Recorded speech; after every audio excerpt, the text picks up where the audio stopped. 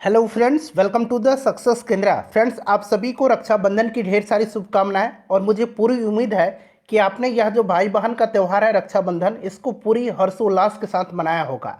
अब समय आ गया है कि आप फिर से अपने तैयारी के मार्ग पर लौट आइए। बहुत ही कम समय बचा हुआ है आपकी एग्जामिनेशन में।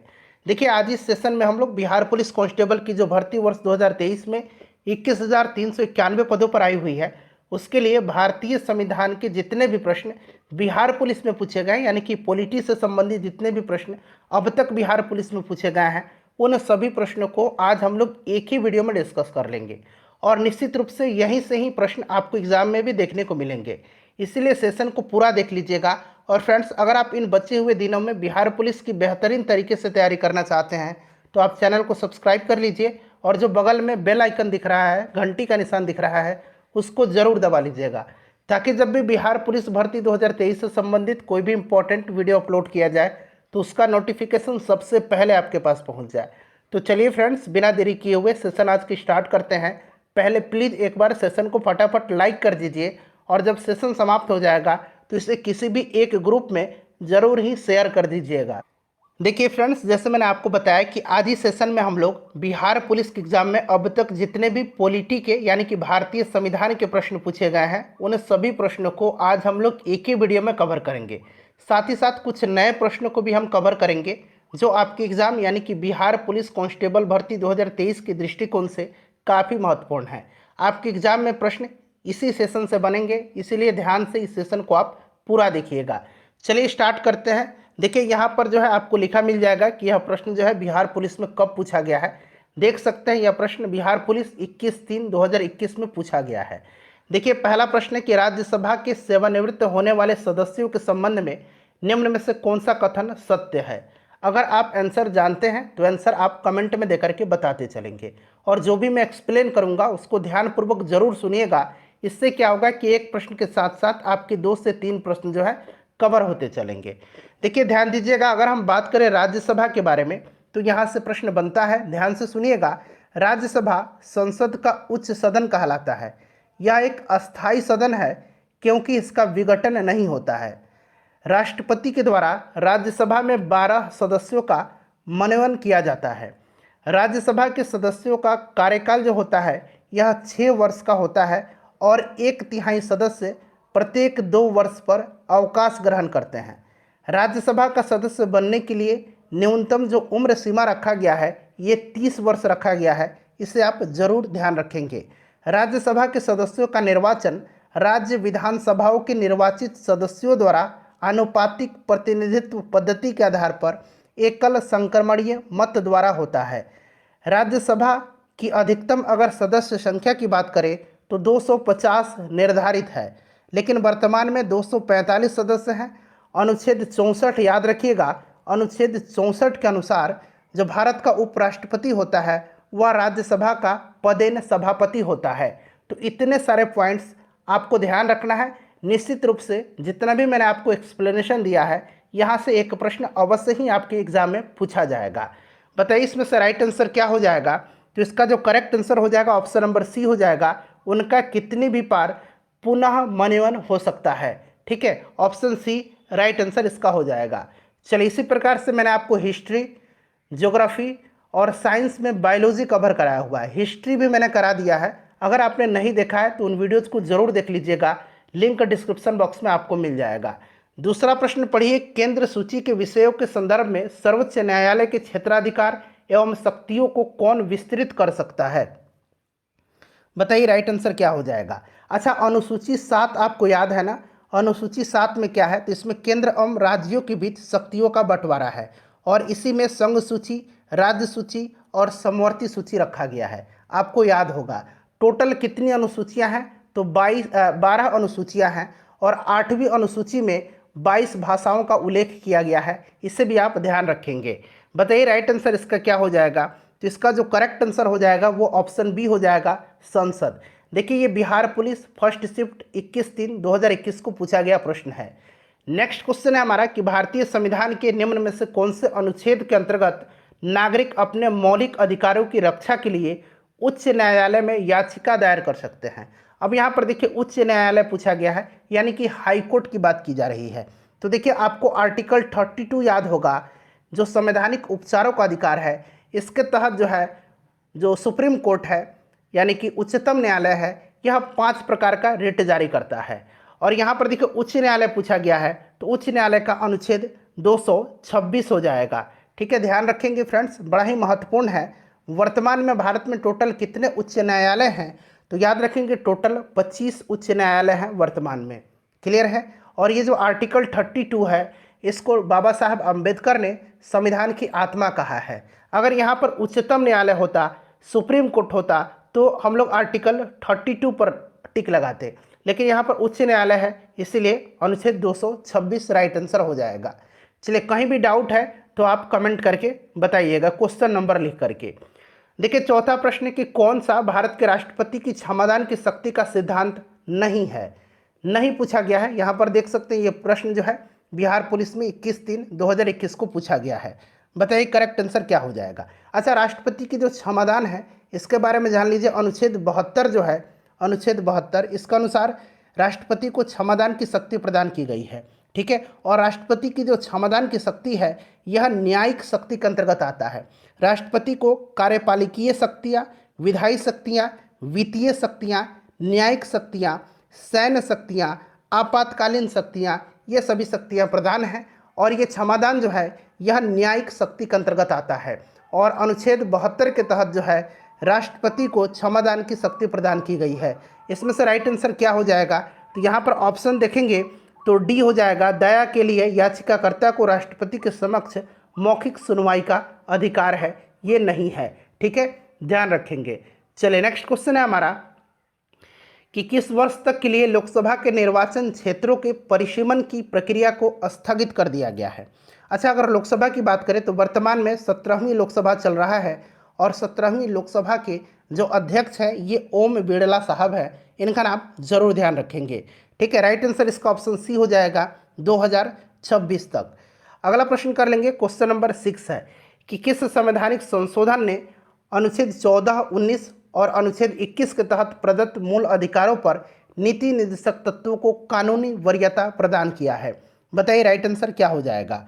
तो देखिए फ्रेंड्स, इसमें से देखिए आप याद रखेंगे करेक्ट आंसर इसका 25वां संविधान संशोधन हो जाएगा, जो कि 1971 में हुआ था।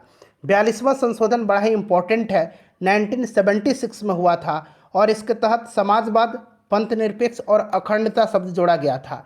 ये जो 42वां संविधान संशोधन है इसको लघु संविधान यानी कि मिनी कॉन्स्टिट्यूशन भी कहा जाता है।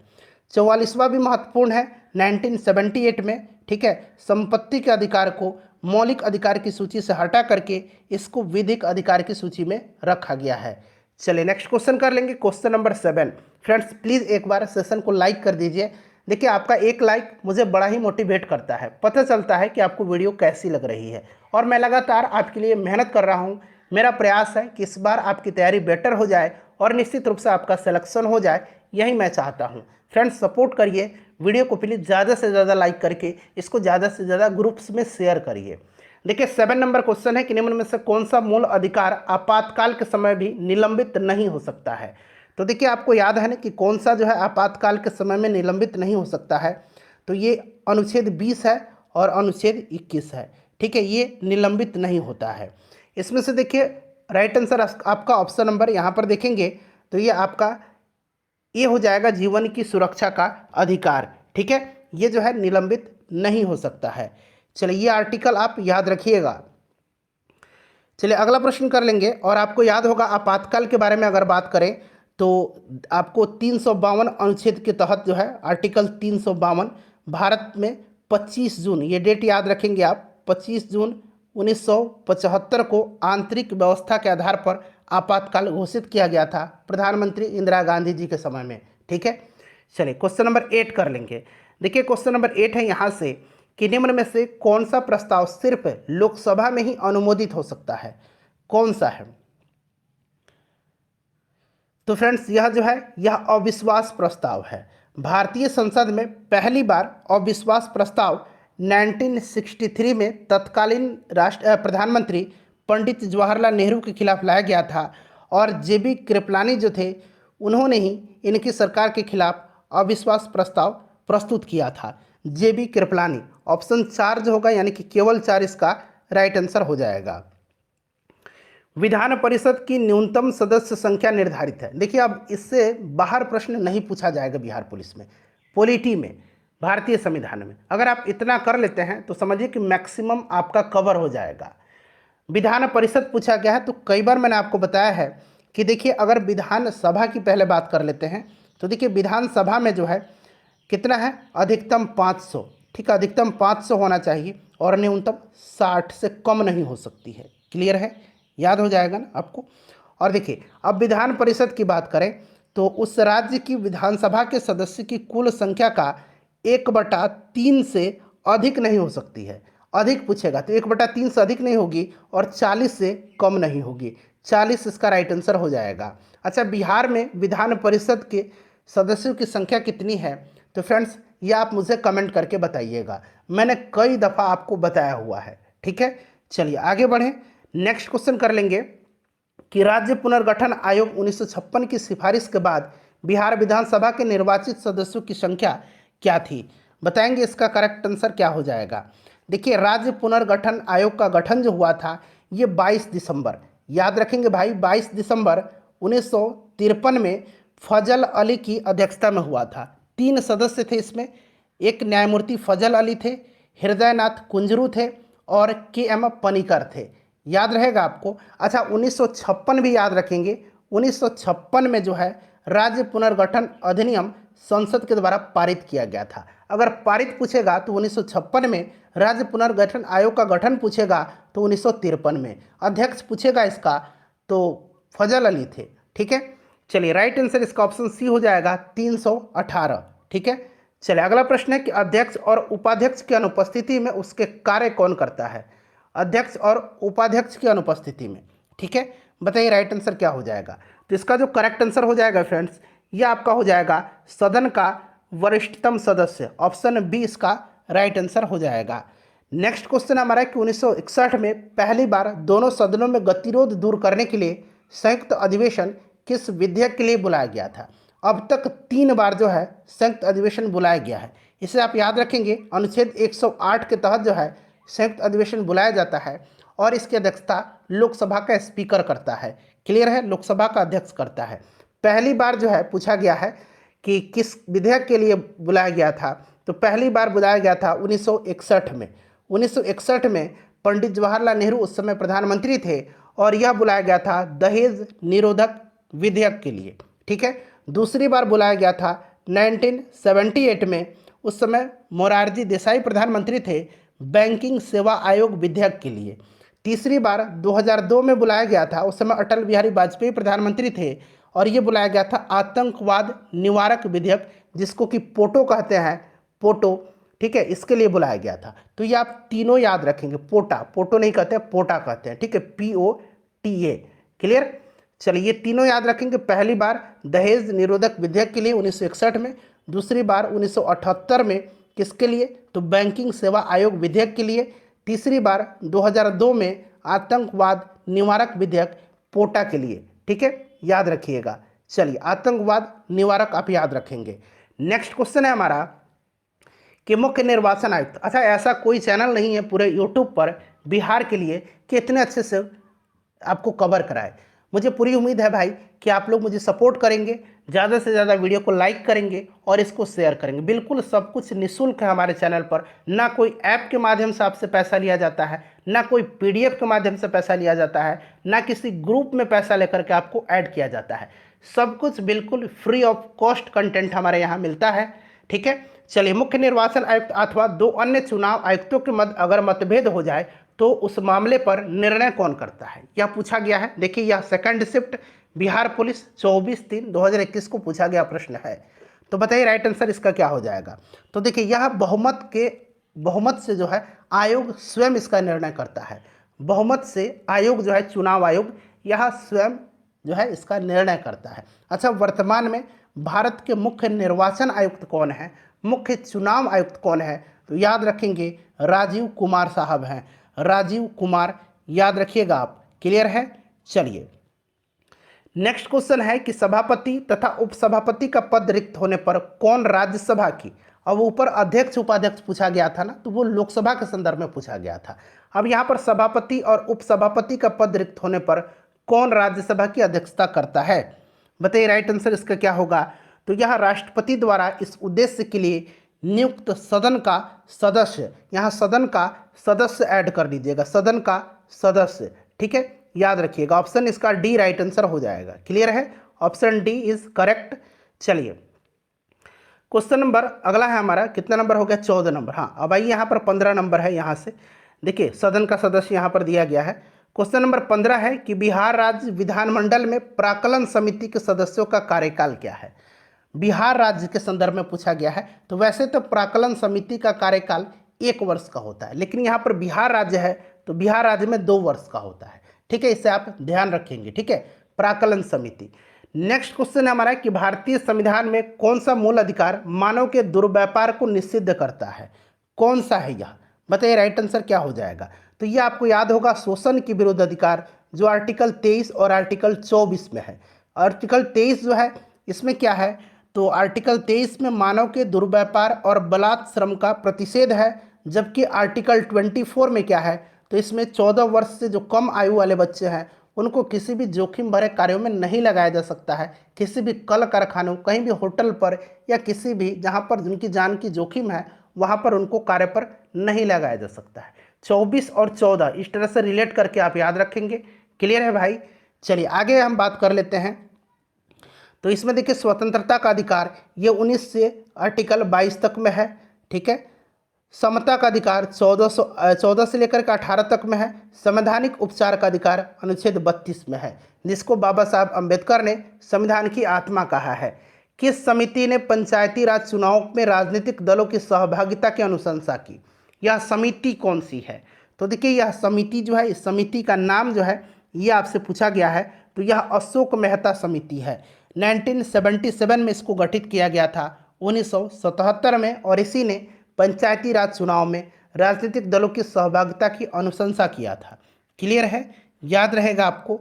चलिए भारतीय संविधान को केंद्रीकृत प्रवृत्तियों वाला संघ के रूप में किसने परिभाषित किया है? बताइए किसने परिभाषित किया है? तो फ्रेंड्स यह परिभाषित किया है आइवर जेनिंग्स ने, ठीक है, आइवर जेनिंग्स ने, याद रखिएगा। अगला प्रश्न देखिए, ये सारे के सारे प्रश्न बिहार पुलिस में पूछे जा चुके हैं। देखिए भारतीय संविधान की बात की जा रही है। संविधान सभा का प्रथम अधिवेशन किसकी अध्यक्षता में संपन्न हुआ था? अच्छा, पहला अधिवेशन हुआ था कब? ये बड़ा महत्वपूर्ण है। 9 दिसंबर 1946 को, 9 दिसंबर 1946 को, और इसकी अध्यक्षता डॉक्टर सच्चिदानंद सिन्हा जी ने किया था, और ये अस्थायी अध्यक्ष थे, ठीक है, अस्थायी अध्यक्ष बने थे संविधान सभा के। फिर क्या होता है, फिर 11 दिसंबर के दिन एक जो है संविधान सभा की बैठक बुलाई जाती है 11 दिसंबर 1946 को, और डॉक्टर राजेंद्र प्रसाद को अस्थायी अध्यक्ष चुन लिया जाता है, ठीक है। चलिए देखिए उच्च न्यायालय के न्यायाधीशों को उनका कार्यकाल समाप्त होने से पहले ही अक्षमता, पहले ही बना लीजिए, पहले ही अक्षमता अथवा सिद्ध कदाचार के आधार पर उनके कार्यालय से किसके द्वारा हटाया जा सकता है? अच्छा, यहाँ पर उच्च न्यायालय की बात की जा रही है, हाई कोर्ट की बात की जा रही है, ठीक है। मैंने बताया टोटल 25 हाई कोर्ट है वर्तमान में भारत में, याद रखिएगा। और जो उच्च न्यायालय के न्यायाधीश हैं, हाई कोर्ट के न्यायाधीश हैं, इनका कार्यकाल 62 वर्ष की आयु सीमा तक है, यानी कि 62 वर्ष की आयु पूरी होने पर यह अवकाश ग्रहण कर लेते हैं। राइट आंसर इसका क्या होगा? करेक्ट आंसर हो जाएगा संसद के दोनों सदनों की सिफारिशों पर राष्ट्रपति के द्वारा, यानी कि ऑप्शन बी इसका करेक्ट आंसर हो जाएगा। देखिए उपराष्ट्रपति के निर्वाचक मंडल में होते हैं उपराष्ट्रपति पूछा गया है। बताइए उपराष्ट्रपति पूछा गया है। अच्छा, टोटल उपराष्ट्रपति, यहाँ पर उपराष्ट्रपति पूछा गया, माफ करेंगे। उपराष्ट्रपति वर्तमान में कौन है? तो जगदीप धनखड़ जी हैं, ठीक है, याद रखिएगा। करेक्ट आंसर इसका क्या होगा? तो दोनों सदनों के निर्वाचित और मनोनीत सदस्य, ऑप्शन सी इसका राइट आंसर हो जाएगा, ठीक है। चलिए नेक्स्ट क्वेश्चन है कि भारत के प्रथम उप प्रधानमंत्री कौन थे? प्रथम पूछा गया है। वैसे तो ध्यान रखेंगे टोटल कौन कौन से जो है उप प्रधानमंत्री हुए हैं, तो जरा नाम याद रखेंगे। मैं बता देता हूं कितने हुए थे, ये जान लीजिए। टोटल 7 उप प्रधानमंत्री हुए थे। पहला पूछा गया है तो पहला आपको याद है सरदार वल्लभ भाई पटेल साहब, ठीक है। मोरारजी देसाई, जगजीवन राम, चौधरी चरण सिंह, वाई बी चौहान, चौधरी देवीलाल और लाल कृष्ण आडवाणी, इनका नाम याद रखेंगे। यहाँ पर आइए, ऑप्शन में मिलेगा आपको सरदार वल्लभ भाई पटेल। ठीक है, चलिए उसके बाद देखिएगा कि संविधान के किस अनुच्छेद में धन विधेयक को परिभाषित किया गया है।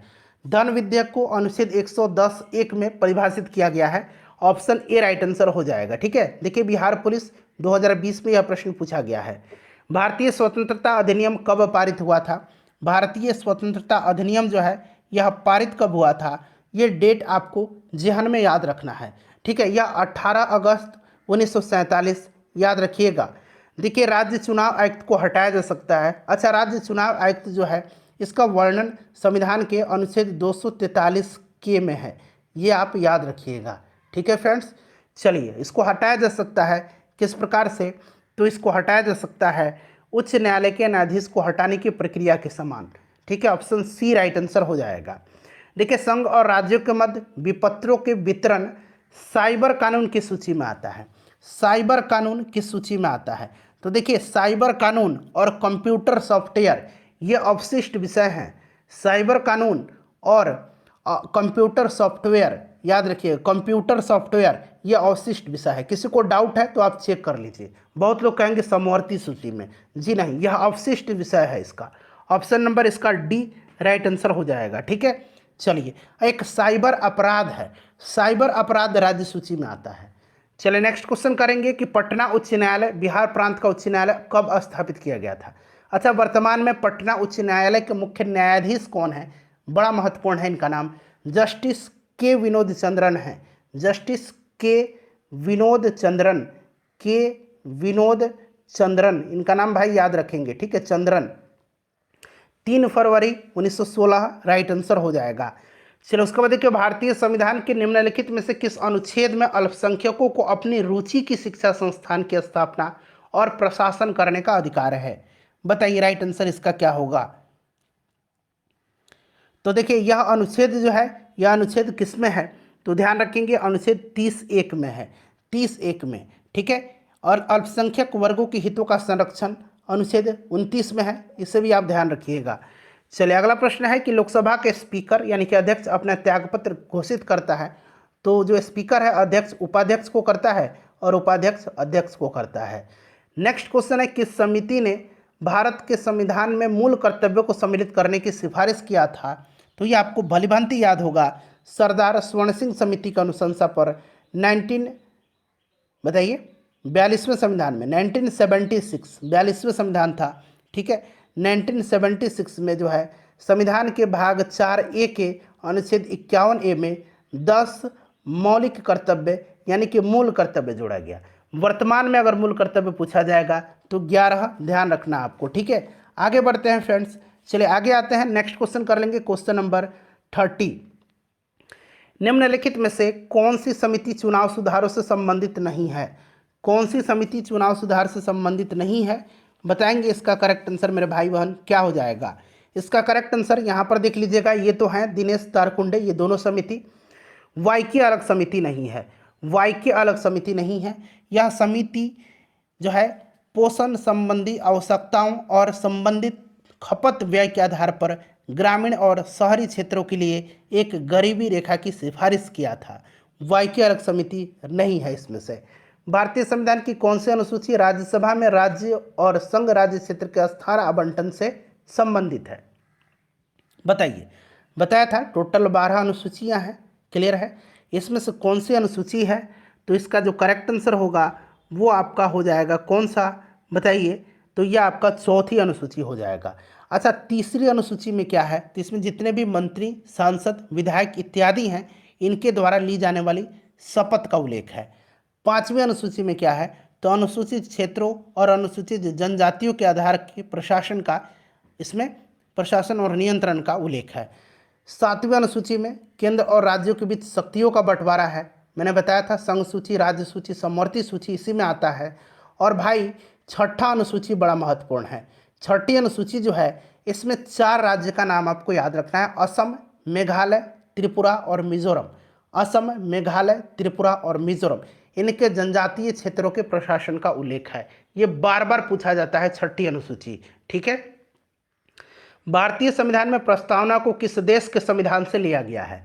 अच्छा, प्रस्तावना को लिया गया है और एक प्रस्तावना की भाषा है। प्रस्तावना को लिया गया है यूएसए की संविधान से, ठीक है, और प्रस्तावना की भाषा को लिया गया ऑस्ट्रेलिया के संविधान से, ऑस्ट्रेलिया से, ठीक है, ऑस्ट्रेलिया, याद रखेंगे ऑस्ट्रेलिया। चलिए उसके बाद देखिएगा कि बिहार विधानसभा के सत्र की बैठक हेतु गणपूर्ति क्या है, कोरम पूछा गया है। तो ये आपको याद है कि 1/10वां भाग।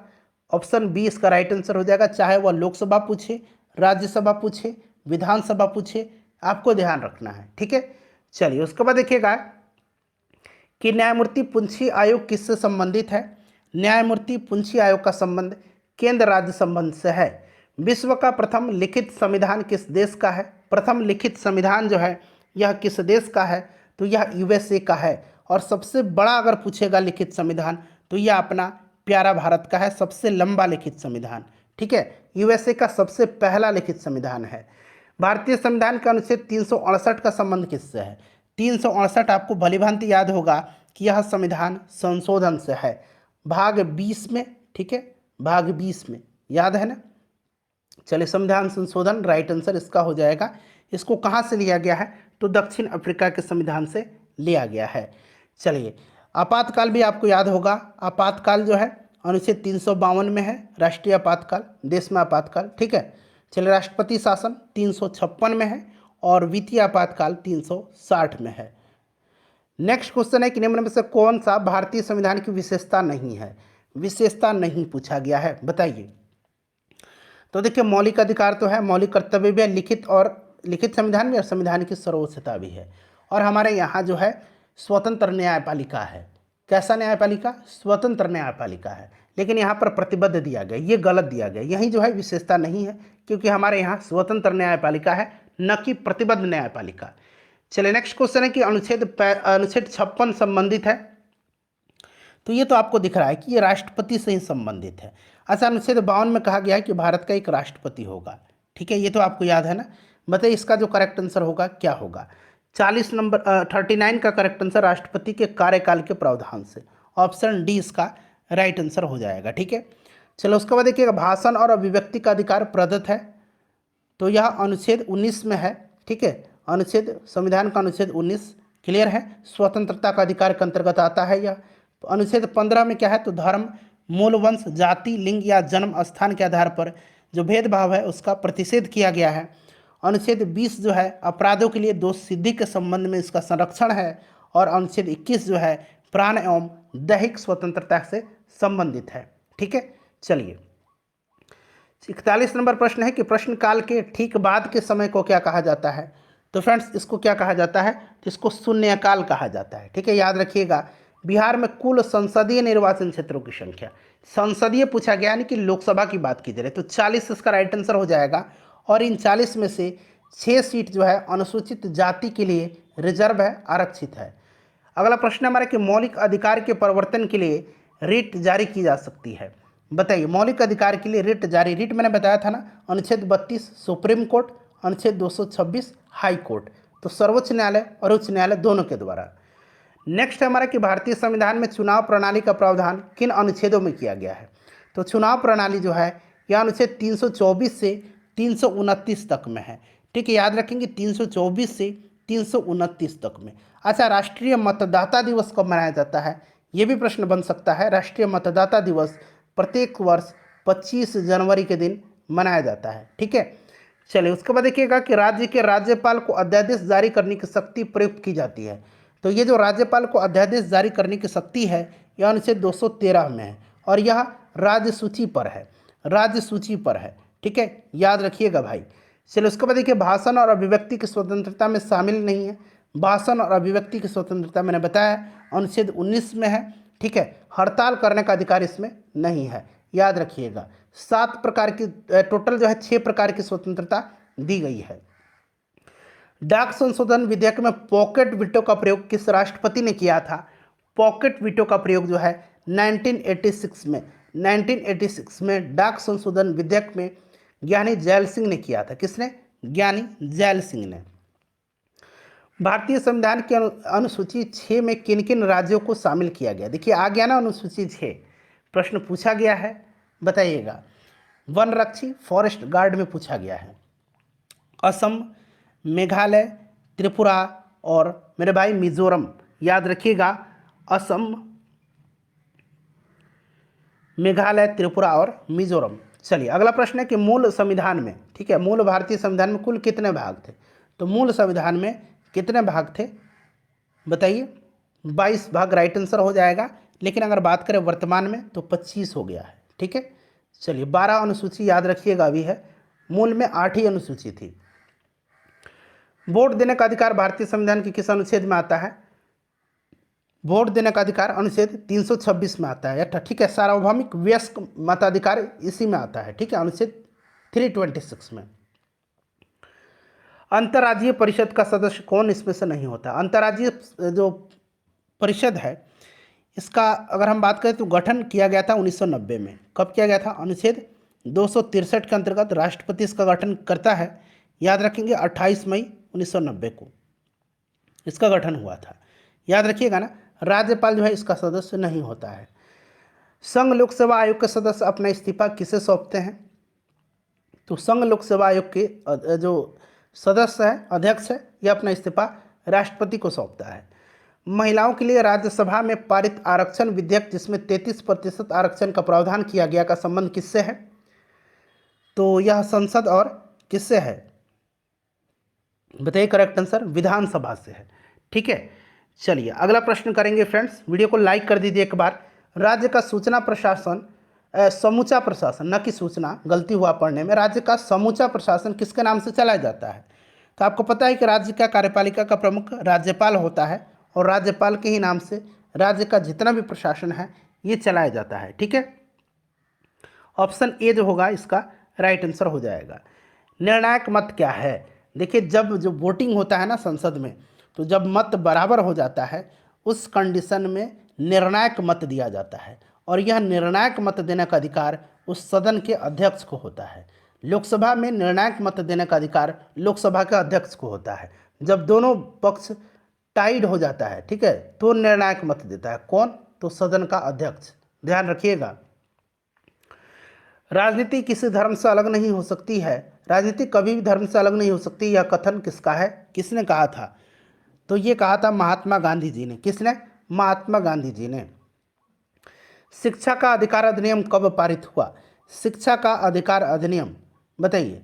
राइट टू एजुकेशन, RTE 2009 में, ठीक है, यह पारित हुआ था 2009 में और लागू हुआ था 1 अप्रैल 2010 से, 1 अप्रैल 2010 से, ठीक है, इसे भी ध्यान रखेंगे। राष्ट्रपति के उम्मीदवार के लिए क्या आवश्यक नहीं है? तो भाई देखिए 35 वर्ष की उम्र सीमा तो आवश्यक है, देश का नागरिक होना चाहिए, और सांसद चुने जाने की योग्यता, और वो भी सांसद किसका? तो लोकसभा का, लोकसभा का, ठीक है। पढ़ा लिखा हो ये कोई ज़रूरी नहीं है, आवश्यक नहीं है। चलिए क्वेश्चन नंबर 58 के बाद 59 कर लेंगे। देखिए भारत के राष्ट्रपति को पद की शपथ कौन दिलाता है? तो राष्ट्रपति का जो पद का शपथ है यह अनुच्छेद किसमें है? तो अनुच्छेद 60 में है।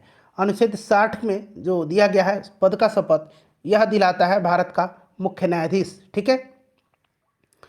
उसके बाद देखिए भारत के राष्ट्रपति की मृत्यु, पदत्याग अथवा हटाए जाने पर पद में कोई रिक्ति को भरने की सीमा क्या है? पद में जो रिक्ति हुई है ये कितने दिन के अंदर भर लेना चाहिए? राष्ट्रपति का पद अगर खाली है तो 6 माह के भीतर भर लेना है उसको, ठीक है। भारत के किस राष्ट्रपति ने पूर्व में लोकसभा का अध्यक्ष का भी पद संभाला है? तो ये लोकसभा के अध्यक्ष भी रहे थे और राष्ट्रपति भी बने थे। ये नीलम संजीव रेड्डी हैं, निर्विरोध चुने जाने वाले व्यक्ति, ठीक है, राष्ट्रपति के लिए नीलम संजीव रेड्डी। आकस्मिक निधि को राष्ट्र कैसे व्यय कर सकता है? आकस्मिक निधि को राष्ट्र कैसे व्यय कर सकता है? तो आपको याद रखना है यह व्यय कर सकता है संसदीय स्वीकृति के पूर्व, ठीक है, याद रखिएगा। ऑप्शन नंबर इसका ये राइट आंसर हो जाएगा। भारत के प्रधानमंत्री का पद क्या है? भारत के प्रधानमंत्री का पद तो याद रखिएगा संविधान द्वारा सृजित है, और आपको याद होगा कि अनुच्छेद 75(1) में जो है प्रधानमंत्री की नियुक्ति राष्ट्रपति के द्वारा की जाती है, ये कहा गया है, ठीक है। तो ऑप्शन डी इसका राइट आंसर हो जाएगा, संविधान के द्वारा सृजित है। भारत में न्यायिक पुनरीक्षण यानी कि जुडिशियल रिव्यू की संकल्पना किस देश के संविधान से ली गई है? तो देखिए जुडिशियल रिव्यू जो है यह अमेरिका के संविधान से लिया गया है, बड़ा महत्वपूर्ण है। अमेरिका, ये USSR है, देखिए गलती कर लीजिएगा, संयुक्त राज्य अमेरिका हो जाएगा। ठीक है, ऑप्शन सी। निम्नलिखित में से किसका उल्लेख नीति निर्देशक तत्व के रूप में नहीं हुआ है, नहीं पूछा गया है। नीति निर्देशक तत्व आयरलैंड के संविधान से लिया गया है, अनुच्छेद 36 से 51 तक में है। ठीक है, और भाग 4 में है, ये आपको भलीभांति याद है ना। तो इसमें देखिए कौन सा जो है नहीं पूछा गया है, तो करेक्ट आंसर इसका क्या हो जाएगा, तो भारत की संप्रभुता और अखंडता की रक्षा, ये नहीं है। बाकी देखिए कार्यपालिका से न्यायपालिका का पृथक्करण ये दिया गया है किस आर्टिकल में, तो यह अनुच्छेद भी पूछा जाता है, अनुच्छेद भी याद रखेंगे, अनुच्छेद 50 में। राष्ट्रीय स्मारकों का संरक्षक अनुच्छेद 49 में है। ठीक है, और पर्यावरण का संरक्षण अनुच्छेद 48 क में है। क्लियर, याद रखिएगा। चलो उसके बाद देखिए द्वैध शासन का प्रावधान किस एक्ट में किया गया था, कौन सा अधिनियम में किया गया था, तो ये भारत शासन अधिनियम 1919 में किया गया था। भाषाई आधार पर कौन सा राज्य प्रथम बना था, तो भाषाई आधार पर जो बना था यह आंध्र प्रदेश बना था। 1953 में भाषाई आधार पर गठित पहला राज्य था। क्वेश्चन नंबर 68 है कि भारतीय नागरिकों को मौलिक अधिकारों पर निम्न में से कौन विवेक संगत प्रतिबंध लगा सकता है, कौन लगा सकता है, तो ये संसद लगा सकता है। ठीक है, कौन लगा सकता है, तो याद रखिएगा संसद लगा सकता है। चलिए, कोई भी व्यक्ति भारतीय नागरिक नहीं होगा यदि वह स्वेच्छा से दूसरे देश की नागरिकता ग्रहण कर चुका हो। ऑप्शन सी राइट आंसर हो जाएगा। भारत के राष्ट्रपति के चुनाव में निम्नलिखित में से किसका विधान नहीं है, किसका विधान नहीं है, बताएंगे राइट आंसर इसका क्या होगा, तो सभी मतों का सामान्य मूल्य ऐसा नहीं है। ठीक है, अलग अलग मूल्य होता है, अलग अलग वैल्यू होता है। क्लियर है। चलिए उसके बाद देखिएगा कि निम्नलिखित में से कौन सा केंद्र द्वारा लगाया और एकत्र किया जाता है किंतु राज्य और केंद्र के बीच में वितरित होता है। ठीक है, केंद्र के द्वारा लगाया जाता है और एकत्र भी किया जाता है, कलेक्ट भी किया जाता है, किंतु यह राज्यों और केंद्र दोनों के बीच में वितरित हो जाता है। तो यह कृषि आय को छोड़ करके अन्य आय पर कर है। ठीक है, ऑप्शन डी इसका राइट आंसर हो जाएगा। चलो उसके बाद देखिएगा कि संविधान के द्वारा केंद्र और राज्यों के बीच राजस्व का बंटवारा किया गया है अधिकतर, बताइए। तो ये किया गया 1935 के भारत सरकार अधिनियम के अनुसार। ऑप्शन सी राइट आंसर हो जाएगा। भारतीय संविधान का कौन सा भाग और अध्याय संघ और राज्यों के बीच विधायी संबंध के बारे में है, संघ और राज्य की विधायी संबंध के बारे में है, कौन सा भाग और अध्याय, तो ये भाग 11 है और अध्याय 1 है, यानी कि ऑप्शन ए इसका राइट आंसर हो जाएगा। ठीक है, नेक्स्ट क्वेश्चन है निम्नलिखित में से कौन भारत में संघ राज्य संबंध से संबंधित नहीं है, तो इसमें से जो है संबंधित नहीं पूछा गया है, तो यह इंद्रजीत गुप्ता समिति हो जाएगा। यह जो है चुनाव में के राज्य वित्त पोषण से है। ठीक है, चुनाव के राज्य वित्त पोषण से है इंद्रजीत गुप्ता समिति। सरकारी आयोग गठित हुआ था समीक्षा करने के लिए, तो सरकारी आयोग कई बार मैंने आपको बता दिया 1983 में गठन हुआ था। केंद्र राज्य संबंध, देखिए ऑप्शन कहाँ पर दिया गया है 70, हाँ यहाँ पर देखिए संघ और राज्य के मध्य संबंध की। निम्नलिखित में से पढ़िएगा कि कौन एक सरकारी आयोग की संस्तुतियों में सम्मिलित नहीं है, नहीं पूछा गया है, तो अवकाश प्राप्त राज्यपालों को लाभ का पद ग्रहण करने से वर्जित किया जाए, यह सम्मिलित नहीं है। संघीय क्षेत्रों को प्रतिनिधित्व प्राप्त है, संघीय क्षेत्रों को संसद के दोनों सदनों में, संसद के लोकसभा में भी है, दिल्ली और पुडुचेरी आप जानते ही हैं, तो ऑप्शन सी इसका राइट आंसर हो जाएगा। क्लियर। चलिए, संघीय व्यवस्था में किस संस्था को संविधान का संतुलन चक्र माना जाता है, तो संतुलन चक्र माना जाता है किसको, न्यायपालिका को, न्यायपालिका को। इंपॉर्टेंट क्वेश्चन है, याद रखिएगा। चलिए उसके बाद देखिए निम्नलिखित में से कौन एक अध्यक्षात्मक शासन प्रणाली का आधारभूत तत्व है, कौन सा इसमें से है, तो फ्रेंड्स यह जो है यह एकल कार्यपालिका है। ठीक है, चलो उसके बाद देखिएगा कि निम्नलिखित में से किस संघात्मक राज्य में इकाइयों को संवैधानिक संशोधन की प्रक्रियाओं को प्रारंभ करने की कोई शक्ति नहीं दी गई है, बताइए राइट आंसर इसका क्या हो जाएगा, तो ये अपना प्यारा भारत हो जाएगा। देखिए भारतीय संविधान अर्ध संघात्मक है, किसने कहा था, तो ये कहा था किसने, केसी वियर ने। भारतीय संविधान निर्माताओं द्वारा संघीय ढांचा अपनाने का एक कारण यह था, क्या कारण था इसका, तो इसका कारण यह था कि इस देश में जाति धर्म भाषा की भिन्नता का कारण स्वीकारा गया। ठीक है, चलिए उसके बाद देखिए भारत एक गणतंत्र है जिसमें अंतर्निहित है राज्य का अध्यक्ष निर्वाचित होता है। ठीक है, राज्य का यानी कि यहाँ पर राज्य के मतलब केंद्र की बात की जा रही है, देश की बात की जा रही है। ऑप्शन ए करेक्ट आंसर हो जाएगा। देखिए, एक संघीय राज्य व्यवस्था में सम्मिलित हैं, कौन कौन से सम्मिलित हैं? तो संघ और राज्य के बीच संबंध, राज्य के मध्य संबंध, समन्वय के लिए तंत्र, विवादों को सुलझाने के लिए तंत्र, सारा का सारा सम्मिलित। तो 1 2 3 4 राइट आंसर हो जाएगा। संघात्मक व्यवस्था में केंद्र और राज्य के मध्य शक्तियों का विभाजन किसके द्वारा होता है? संघात्मक व्यवस्था में केंद्र और राज्य के बीच शक्तियों का विभाजन जो होता है यह किसके द्वारा होता है? तो फ्रेंड्स, यह जो होता है यह होता है संविधान के द्वारा। किसके द्वारा? संविधान के द्वारा। ठीक है। लोकसभा में गुजरात राज्य की कितनी सीटें हैं? बिहार में तो 40 है भाई, गुजरात पूछ लिया गया है तो गुजरात में 26 है, याद रखिएगा 26 है, याद रखिए। भारतीय संसद में मंत्रिमंडल के विरुद्ध अविश्वास प्रस्ताव पेश करने के लिए न्यूनतम कितने सांसदों के समर्थन की आवश्यकता होती है? तो राइट आंसर इसका 50 हो जाएगा। कितना? 50, याद रखिएगा। अगला प्रश्न है, खाली स्थान दिया गया है कि उत्तर प्रदेश के हिमालयी पहाड़ी क्षेत्र में उत्तराखंड नामक एक नया राज्य अस्तित्व में आया था। उत्तराखंड उत्तर प्रदेश से अलग हुआ था। उसी वर्ष जो है बिहार से झारखंड अलग हुआ था और मध्य प्रदेश से छत्तीसगढ़, सन 2000 में। यहाँ पर आपका उत्तराखंड पूछा गया है। अच्छा, बिहार कब अलग हुआ था? तो बिहार 15 नवंबर सन 2000, बिहार से झारखंड 15 नवंबर सन 2000 को झारखंड अलग हुआ था। छत्तीसगढ़ 1 नवंबर सन 2000 को और 9 नवंबर सन 2000 को उत्तराखंड। ठीक है, ऑप्शन बी राइट आंसर हो जाएगा। चलिए, भाषा के आधार पर राज्यों का पुनर्गठन किस वर्ष में किया गया था? तो आपको भलीभांति याद है ना, ये किया गया था 1956 में। ठीक है। चलिए, त्रिपुरा को कब भारत का पूर्ण राज्य का दर्जा दिया गया था? त्रिपुरा को पूर्ण राज्य का दर्जा, देखिए त्रिपुरा जो है यह 1963 में एक केंद्र शासित प्रदेश बना था 1963 में, लेकिन 1972 में इसे पूर्ण राज्य का दर्जा दिया गया। भारत और अमेरिकी संघवाद में जिस एक बिंदु पर समानता पाई जाती है वह कौन सा है? वह कौन सा है? तो फ्रेंड्स, वह जो है वह कौन सा है? तो वह केंद्र और राज्य के बीच विवाद में सर्वोच्च न्यायालय विवाद निपटाता है। ऑप्शन डी हो जाएगा इसका राइट आंसर।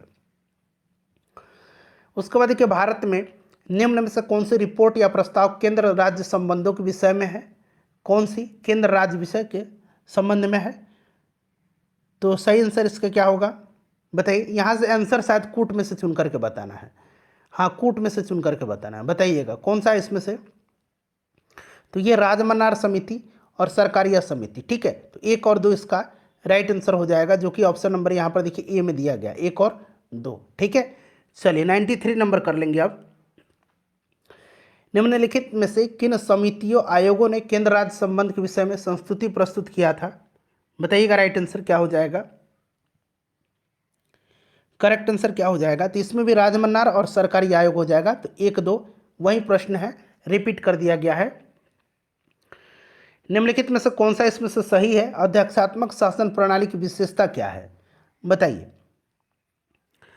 अध्यक्षात्मक शासन प्रणाली की विशेषता है तो कार्यकारिणी का प्रमुख राष्ट्रपति होता है, सही है। राष्ट्रपति अपने मंत्रिपरिषद का चयन स्वयं करता है, सही है। राष्ट्रपति व्यवस्था को भंग नहीं कर सकता है, सही है। तो ऊपर वर्णित सभी हो जाएगा, ऑप्शन डी। भारत की संघीय व्यवस्था किससे ली गई है? तो संघीय व्यवस्था जो है ये कनाडा से लिया गया है। ठीक है, संघात्मक व्यवस्था कनाडा से और संसदीय यानी कि संसदनात्मक व्यवस्था ब्रिटेन से। चलिए, उसके बाद देखिएगा, नीचे 2 वक्तव्य दिए गए हैं, एक कथन है और एक कारण है। चलिए, भारतीय राजनीतिक व्यवस्था की प्रकृति संघीय है, सही है। यह शक्ति के केंद्रीकरण पर आधारित है, ये भी सही है। तो दोनों का दोनों कथन जो है सही है, परंतु आर जो है कारण जो है यह कथन की सही व्याख्या नहीं है। ऑप्शन बी इसका राइट आंसर हो जाएगा। ठीक है। चलिए, राइट आंसर इसका 96 का जो है ऑप्शन बी हो जाएगा। चलिए, नेक्स्ट क्वेश्चन है, कौन सा मत बृहत रूप से भारत में क्षेत्रवाद के अस्तित्व से संबंधित है? तो फ्रेंड्स, यह उपरोक्त में से सभी हो जाएगा। भारत के संघ में से स्वतंत्र होने की मांग, पृथक राज्य की मांग और पूर्ण राज्य की मांग, सभी हो जाएगा। सरकारी आयोग की संस्तुति निम्नलिखित में से किससे संबंधित है? भाई, कई बार ये प्रश्न रिपीट हुआ है और ये इंपॉर्टेंट है, इसीलिए रिपीट भी हुआ है। केंद्र सरकार और राज्य सरकार को प्राधिकार प्राप्त होता है, बताएंगे राइट आंसर। तो ये आपका भारतीय संविधान से, क्लियर है ना। चलिए 100 नंबर क्वेश्चन है कि केंद्र और राज्यों के बीच वैधानिक शक्तियों का बंटवारा दिया हुआ है, केंद्र राज्य के बीच 7वीं अनुसूची में है। ये हो गया है ना, मैंने बता ही दिया है आपको, 7वीं अनुसूची राइट आंसर हो जाएगा। चलिए 101 नंबर प्रश्न है कि केंद्र और राज्यों के बीच शक्तियों के वितरण के लिए भारत का संविधान 3 सूचियों को प्रस्तुत करता है। निम्नलिखित अनुच्छेदों में से कौन से 2 अनुच्छेद शक्तियों के वितरण से जो है विनियमित करते हैं? तो ये आपका हो जाएगा अनुच्छेद 245 और अनुच्छेद 246। संघात्मक राज्य में केंद्र और राज्य की शक्तियों में परिवर्तन किया जा सकता है, बताइए। तो ये आपका हो जाएगा संविधान के संशोधन के द्वारा। संघात्मक सरकार का निम्न में से कौन सा आधार है? तो ये आधार आपका केंद्र और राज्य के मध्य संबंध हो जाएगा, संघात्मक व्यवस्था में पाया जाता है। संघात्मक व्यवस्था में पाया जाता है तो संविधान की सर्वोच्चता और लिखित और कठोर संविधान, तो ए और बी सभी हो जाएगा। उसके बाद देखिएगा कि निम्नलिखित में से कौन एक भारत के संविधान का संघीय लक्षण नहीं है? संघीय लक्षण नहीं पूछा गया है, तो ये आपका एकहरी नागरिकता, ठीक है। चलिए एकहरी नागरिकता। बाकी देखिए केंद्र राज्य की भी शक्ति का बंटवारा है, पूर्ण रूप से लिखित संविधान है, स्वतंत्र न्यायपालिका, मैंने बता ही दिया था। चलिए अगला प्रश्न है कि निम्नलिखित में से किस एक का कथन है कि संविधान को संघात्मक के तंग ढांचे में नहीं ढाला गया है? तो correct answer BM Rao Ambedkar ji का हो जाएगा। भारतीय संविधान, भारतीय संघीय व्यवस्था अमेरिकी संघीय व्यवस्था से इस प्रकार से भिन्न है कि भारत में, तो देखिए भारत में जो है आपका इकारी नागरिकता है, ठीक है, एकल नागरिकता है। चलो उसके बाद देखिएगा कि भारतीय संघवाद बल देता है, भारतीय संघवाद बल देता है राष्ट्र की एकता पर। शून्यकाल का अर्थ क्या है? शून्यकाल का अर्थ क्या है? इसका अर्थ है जब कोई अति महत्वपूर्ण विषय चर्चा के लिए उठाया जाए, ऑप्शन बी हो जाएगा। चलिए लोकसभा में सदस्यों द्वारा निजी विधेयक पेश करने की सूचना अवधि क्या है? यह जो सूचना अवधि है यह 1 माह हो जाएगा। जो प्रश्न महत्वपूर्ण है उनको हम लोग जल्दी जल्दी कवर कर लेते हैं। देखिए वर्तमान में लोकसभा निर्वाचन क्षेत्र हैं, इस संख्या में 1971 में कोई परिवर्तन नहीं हुआ। करेक्ट आंसर हो जाएगा 543, ठीक है। चलिए संविधान द्वारा विचार की गई लोकसभा की अधिकतम संख्या क्या है? तो लोकसभा में आपको पता है ना अधिकतम कितना है? 552 है, ठीक है। चलिए 552 है, अधिकतम कितना है? तो याद रखना आपको कितना है अधिकतम? 552 है, ठीक है।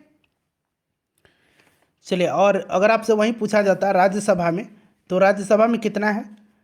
राज्यसभा में कितना है अधिकतम?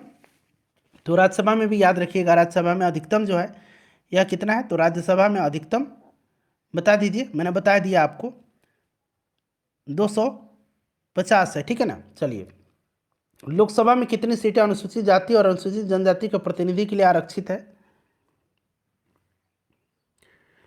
तो ये 131 हो जाएगा, ठीक है। 131 अनुसूचित जाति के लिए और अनुसूचित जनजाति दोनों के लिए, ठीक है, दोनों के लिए पूछा गया है। तो यहाँ पर आप ध्यान देंगे, देखिए अनुसूचित जाति के लिए 84 है और जनजाति के लिए 47 है, दोनों को ऐड कर देंगे तो देखिए 7 4 11 8 4 12 1 13 131। लोकसभा का सदस्य का कार्यकाल कितने वर्ष का होता है? तो लोकसभा पूछा गया है, तो ये आपका ऑब्वियसली 5 वर्ष हो जाएगा, ऑप्शन नंबर डी, ठीक है। चलिए नेक्स्ट क्वेश्चन है कि लोकसभा के पहले स्पीकर कौन थे, पहले अध्यक्ष कौन थे? तो कौन थे फ्रेंड्स? जीबी मावलंकर थे। वर्तमान में ओम बिरला जी है। पहले महिला स्पीकर मीरा कुमार है, ठीक है। पहली महिला महासचिव लोकसभा की स्नेहलता श्रीवास्तव है। ये सब नाम ध्यान रखिएगा। भारत में निम्न में से किस लोकसभा अध्यक्ष का कुल कार्यकाल सर्वाधिक रहा है, सबसे अधिक समय तक? बताइए राइट आंसर क्या हो जाएगा? तो ये आपका बलराम जाखड़ जी का हो जाएगा। उत्तर प्रदेश में कुल कितने लोकसभा संसदीय क्षेत्र हैं? तो 80 हो जाएगा उत्तर प्रदेश में। चलिए अगस्त 2018 से राज्यसभा के अध्यक्ष कौन है? तो वर्तमान में आपको याद रखना है जगदीप धनखड़, याद रखिएगा, ठीक है। चलिए निम्न में से कौन सी राज्यसभा की शक्तियों में से एक है? तो करेक्ट आंसर इसका क्या हो जाएगा? तो यहाँ पर देखेंगे यह गैर धन विधेयक पर विचार और अनुमोदन करता है तथा धन विधेयक में संशोधन का सुझाव देता है, ठीक है। चलिए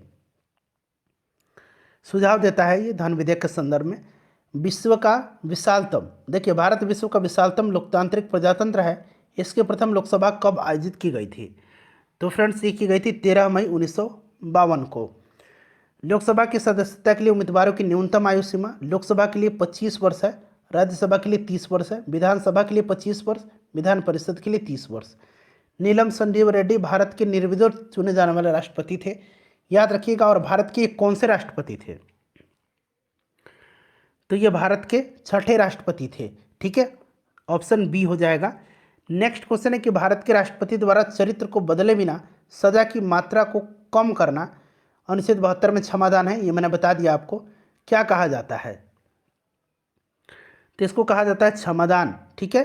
श्री रामनाथ कोविंद जी भारत के कौन से राष्ट्रपति थे? तो ये अभी आपको याद रखना है।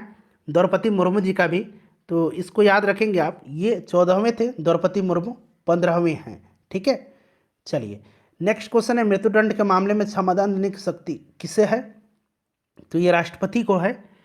ये सब प्रश्न आसान है, इसीलिए मैं जल्दी जल्दी करवा दे रहा हूँ ताकि रिवीजन हो जाए। भारत के राष्ट्रपति का कार्यकाल कितने वर्ष का होता है? तो ये 5 वर्ष का होता है, ठीक है फ्रेंड्स। चलिए देखिए, एक यहाँ पर देखिए राष्ट्रपति दिया गया, उपराष्ट्रपति, राज्यसभा के सभी सदस्य। उपरोक्त में से कौन अनुपातिक प्रतिनिधित्व प्रणाली के नियमानुसार एकल संक्रमणीय मत के माध्यम से गुप्त मतदान द्वारा मतदान से चुना जाता है? तो ये जो हो जाएगा आपका राष्ट्रपति और उपराष्ट्रपति, ठीक है। तो ऑप्शन 1 जो होगा इसका राइट आंसर हो जाएगा 1 और 2। चलिए 128 नंबर क्वेश्चन है कि भारत का निम्नलिखित में से कौन सा राष्ट्रपति निर्विरोध निर्वाचित हुआ था? तो ये मैंने आपको बता ही दिया, नीलम संजीव रेड्डी थे, क्लियर। किस भारतीय राष्ट्रपति ने आयरिश स्वतंत्रता संग्राम में भाग लिया और इसके लिए जेल भी गए? तो ये कौन थे? तो याद रखिएगा, ये बीबी गिरी थे। राज्यसभा की विशेष शक्ति इस आशय का प्रस्ताव अपना करके संविधान के अनुच्छेद में दिया गया है, खाली स्थान दिया गया, अनुच्छेद पूछा गया है कि वह राज्य सूची में शामिल किसी भी मामले के संबंध में कानून बनाने के लिए संसद को सशक्त बना सके। तो ये आपका अनुच्छेद 249 है। किस अनुच्छेद के प्रावधानों के तहत लोकसभा और राज्यसभा की संयुक्त बैठक को राष्ट्रपति द्वारा बुलाया जाता है? तो संयुक्त बैठक 108 में है। गला खराब है थोड़ा सा, ठीक है, सर्दी जुकाम हुआ है। लोकसभा में मतदान करते समय टाई की स्थिति में किसके पास जो है मत डालने का अधिकार होता है? मैंने बताया निर्णायक मत। तो लोकसभा में स्पीकर को होता है निर्णायक मत देने का अधिकार, ठीक है। चलिए, भारत के पहले प्रधानमंत्री पंडित जवाहरलाल नेहरू ने 14 अगस्त 1947 को मध्यरात्रि को नियति से वादा यानी कि ट्रस्ट विद डेस्टिनी शीर्षक भाषण कहाँ से दिया था? तो इन्होंने संसद में, संविधान सभा हो जाएगा। इनमें से कौन सा भारत का कार्यवाहक राष्ट्रपति नहीं था? कार्यवाहक पूछा गया है, तो कार्यवाहक नहीं था तो डॉक्टर जाकिर हुसैन, बीबी गिरी, हिदायतुल्लाह और वीडी जत्ती ये कार्यवाहक रहे हैं, ठीक है। भारत के राष्ट्रपति अपना कार्यकाल पूरा होने से पहले अपना त्यागपत्र किसे सौंपते हैं? तो ये उपराष्ट्रपति को सौंपते हैं, ठीक है। और महाभियोग की प्रक्रिया तो आपको पता ही है, आर्टिकल 61 में है, राष्ट्रपति को हटाया जा सकता है। अनुसूचित जनजाति के संरक्षण के लिए एक क्षेत्र को अनुसूचित क्षेत्र के रूप में घोषणा करने की शक्ति किसके पास होती है? तो यह शक्ति जो होती है यह राष्ट्रपति के पास होती है। राष्ट्रपति द्वारा राज्यसभा में कितने सदस्यों को नामित किया जाता है? मैंने स्टार्टिंग में पहले ही प्रश्न में आपको बता दिया है, 12 सदस्यों को। और लोकसभा में जो एंग्लो इंडियन का 2 सदस्य था उसको हटा दिया गया है। 42वें संविधान संशोधन के माध्यम से भारतीय संविधान में कितने मौलिक कर्तव्य जोड़े गए थे? तो उस समय 10 जोड़े गए थे, लेकिन वर्तमान में 11 हैं, ठीक है। सरदार स्वर्ण सिंह समिति की अनुशंसा पर, याद रखिएगा भाई, ये सब मैंने बता दिया आपको। चलिए, मार्च 2019 तक उपलब्ध जानकारी के अनुसार भारतीय संविधान में कितने मौलिक कर्तव्य हैं? तो मौलिक कर्तव्य अभी भी 11 ही हैं, याद रखिएगा। चलिए, मौलिक कर्तव्य से संबंधित अनुच्छेद 51 संविधान के भाग 4 में है, ठीक है। को संविधान में किस संविधान अधिनियम के द्वारा शामिल किया गया था? तो ये 42वां संविधान संशोधन 1976 के द्वारा। चलो उसके बाद देखिए, राज्यसभा की सदस्यता के लिए न्यूनतम आयु राज्यसभा के लिए बताइए 30 वर्ष, लोकसभा के लिए 25 वर्ष, ठीक है। नेक्स्ट है कि निम्नलिखित में से कौन सी समिति ने मूल कर्तव्यों को संविधान में सम्मिलित करने का सुझाव दिया था? चलिए इसका आंसर आप कमेंट करिए, लगातार मैं आपको इसका आंसर बता रहा हूं, ठीक है। चलिए, निम्न में से किस एक की संस्तुति के आधार पर मूल कर्तव्यों से संबंधित प्रावधानों को भारत के संविधान में जोड़ा गया था? सेम क्वेश्चन फिर से रिपीट है, बस भाषा बदल दिया गया है। भारतीय संविधान के अंतर्गत निम्नलिखित में से कौन एक मौलिक कर्तव्य नहीं है? मौलिक कर्तव्य नहीं है, मौलिक कर्तव्य बताइएगा। टोटल 11 मौलिक कर्तव्य हैं। लोक चुनाव में वोट डालना ये नहीं है। कौन सा एक राज्य का नीति निषेधक तत्व नहीं है? बताइए। करेक्ट आंसर इसका ऑप्शन डी हो जाएगा। ठीक है, चलिए ये मूल अधिकार है। उसके बाद देखिए, भारतीय संविधान के नियम में से कौन सा अनुच्छेद मानव के क्रय विक्रय तथा जबरदस्ती मजदूरी कराने पर प्रतिबंध लगाता है? तो बलात् श्रम, मानव दुर्व्यापार, अनुच्छेद 23 मैंने आपको बताया था। ठीक है, ऑप्शन ए राइट आंसर हो जाएगा। भारतीय संविधान के निम्नलिखित में से कौन सा अनुच्छेद विधिक समता यानी कानून के सामने समता से संबंधित है? तो यह अनुच्छेद 14 है। अनुच्छेद 17 याद रखेंगे, इसमें अस्पृश्यता का अंत है। ठीक है, छुआछूत का इसमें निषेध किया गया है। कौन सा मौलिक अधिकार जो है अल्पसंख्यकों के हितों के संरक्षण की बात करता है? तो यह आपका हो जाएगा सांस्कृतिक और शैक्षिक अधिकार। निम्नलिखित में से कौन सा उदाहरण संविधान के स्वीकृत मूलभूत अधिकारों का उदाहरण नहीं है? तो इसमें से आपका माँ बाप की संपत्ति के उत्तराधिकारी उनके बच्चे होते हैं। नेक्स्ट क्वेश्चन है, मौलिक अधिकारों को लागू करने के लिए संविधान ने किसे विशेष उत्तरदायित्व सौंपा है? मौलिक अधिकार को लागू कराने का यह जिम्मेवारी सुप्रीम कोर्ट को है, उच्चतम न्यायालय को है। ठीक है, भारत के प्रथम उपराष्ट्रपति कौन थे भाई? तो डॉक्टर एस राधाकृष्णन थे। पहले राष्ट्रपति डॉक्टर राजेंद्र प्रसाद जी थे। ठीक है, चलिए लोकसभा या विधानसभा चुनाव में खड़े होने के लिए उम्मीदवार की आयु सीमा कम से कम, तो लोकसभा विधानसभा में 25 वर्ष होना चाहिए। ठीक है, चलिए राज्यसभा के पदेन अध्यक्ष यानी कि सभापति कौन होते हैं? तो ये उपराष्ट्रपति होते हैं। आर्टिकल 64 आपको याद होगा। चलिए अगला प्रश्न कर लेंगे, क्वेश्चन नंबर 54 की लोकसभा में शून्यकाल की अवधि अधिक से अधिक कितनी हो सकती है? शून्यकाल की अवधि अधिक से अधिक 1 घंटा। भारत के राष्ट्रपति अपना त्यागपत्र किसको संबोधित करके देता है? तो राष्ट्रपति उपराष्ट्रपति को देता है। किसको देता है? उपराष्ट्रपति को। ठीक है, प्रत्येक 2 वर्ष के बाद राज्यसभा के कितने सदस्यगण सेवानिवृत्त होते हैं? ये सब मैंने करा ही दिया है, ध्यान से सुना होगा तो 1/3 आपको याद होगा, ऑप्शन नंबर सी। चलिए 157 नंबर क्वेश्चन है हमारा कि उपराष्ट्रपति को अपना कार्यकाल समाप्त होने के पूर्व अपने पद से हटाने का अधिकार निम्नलिखित में से किसके पास है? तो यह राज्यसभा के पास है। ठीक है, चलिए राज्यसभा का सदस्य बनने के लिए योग्यता इसके पास होना चाहिए, और राष्ट्रपति के पास लोकसभा का सदस्य की योग्यता। लोकसभा की बैठक बुलाने और सत्रावसान करने अथवा लोकसभा को भंग करने का अधिकार किसको है? बड़ा ही महत्वपूर्ण क्वेश्चन है ये, और आपको याद भी होगा, ये राष्ट्रपति को है। किसको है? राष्ट्रपति को है। चलिए उसके बाद देखिएगा कि संसद सत्र किससे प्रारंभ होता है? तो ये प्रश्नकाल से। महान्यायवादी की नियुक्ति attorney general, article 76। R Venkataramani जो है, वेंकटरमनी, ये महान्यायवादी हैं भारत के अभी वर्तमान में, याद रखिएगा। राष्ट्रपति राइट आंसर हो जाएगा। अनुच्छेद 76 के अंतर्गत इसकी नियुक्ति राष्ट्रपति करता है। चलिए आखिरी क्वेश्चन है, इसका आंसर कमेंट करके बताइएगा। मैंने इसका आंसर बता ही दिया था अभी, और इन 161 प्रश्नों में से कितना प्रश्न आपका सही हुआ है ये भी बताइएगा। वीडियो को लाइक कर दीजिए और प्लीज़ इसको शेयर कर दीजिए।